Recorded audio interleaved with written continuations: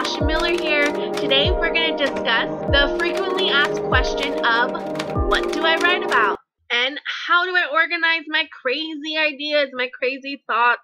So know that I am a fantasy, science fiction, just fiction writer. So I am going to be talking to the fiction writers. If you're a nonfiction writer, I don't have a lot of experience in that, so I'm not going to know exactly how to go about doing that.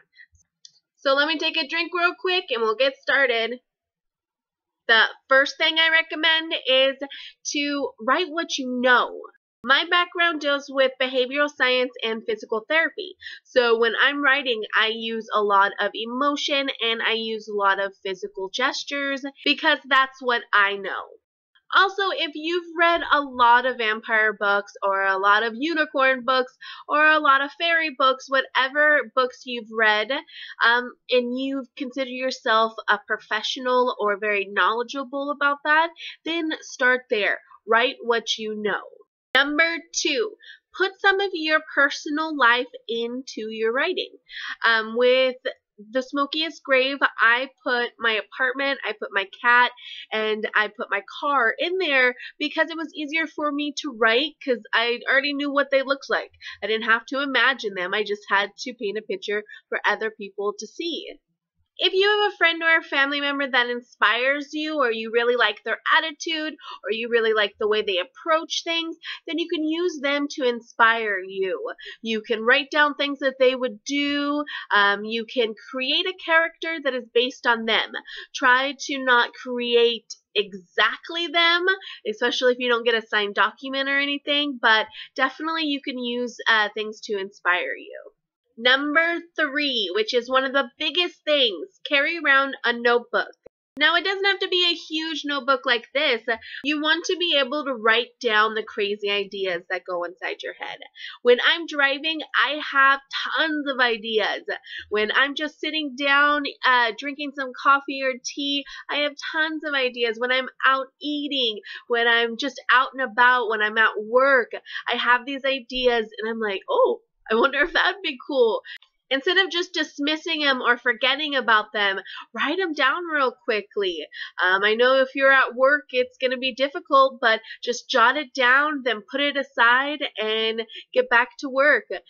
These ideas really do help. My novel was inspired by some crazy idea that I had during work. Who thinks, what if the world turned tan and everybody turned exactly the same and all the supernatural beings were stripped of their powers and everybody loses their memory, so the curse just amplifies this anger until they turn into basically zombies, chomping around, not really eating everything, but just wanting to demolish everything. Some crazy stuff goes up on in this noggin. Number 4, ask the big question. What's your favorite genre?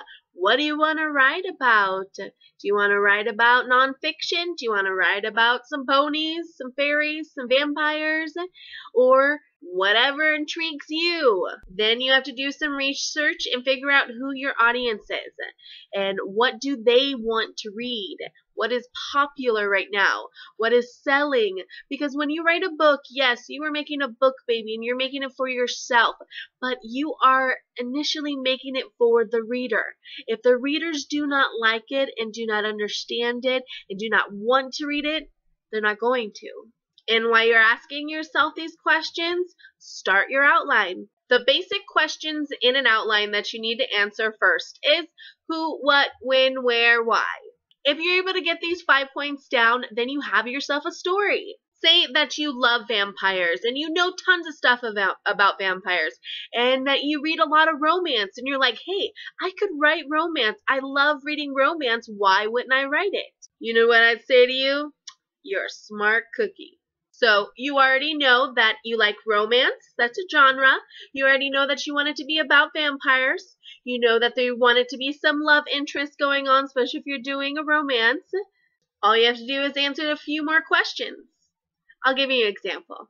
This is my favorite outlining process. Remember, you don't have to do it. If you have one that's better or one that works with you more, definitely go for it.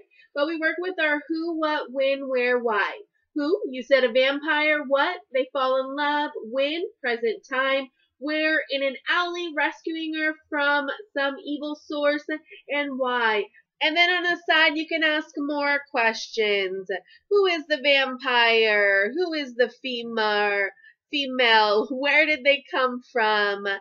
Because once you got this down, you got it. You just got to keep asking why. You got to keep asking where. You got to keep asking all of the 5 elements of every single character. Because this big old world can start with just one little idea.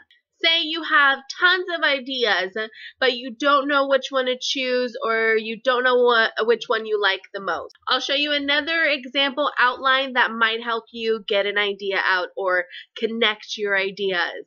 So we are still working with the who, what, when, where, and why. Definitely why. You're going to ask yourself that 50 million times. But say zombies attack a farm home. A werewolf smells his true mate scent. A farmer gets turned into a vampire. Each and every one go through those 5 steps. Who, what, when, where, why. And maybe you can actually connect it. So maybe the farmer that gets turned into a vampire, he is attacked by zombies at his home. And maybe his cousin's a werewolf. And he finds his true mate in one of the zombies. Even though you have multiple ideas, they can all be connected somehow. You just have to ask yourself why, where, when, how, all those wonderful things, and actually see if they're connected. You can write them on little pieces of paper and scatter them around the floor and see which one goes where. Just try to limit yourself to 3 or 4 of the ideas. You don't want to make this massive, crazy story. Well, everyone, that's all I have for you today. Hopefully this helps. This is how I get my brain going. This is how I get an idea. You just got to sit there and work at it. If you have any questions or if you want me to explain anything further, go ahead and tweet me at Tasha Y. Miller. You can email me at my website, www.tashaymiller.com. You can go to my Tumblr at Tasha Y. Miller, or you can comment down below. I love talking to people, so talk to me. Don't forget to subscribe or like the video. It really does help. If I know that people like it, I will keep making more. If you have any suggestions, just let me know. Happy writing. Bye.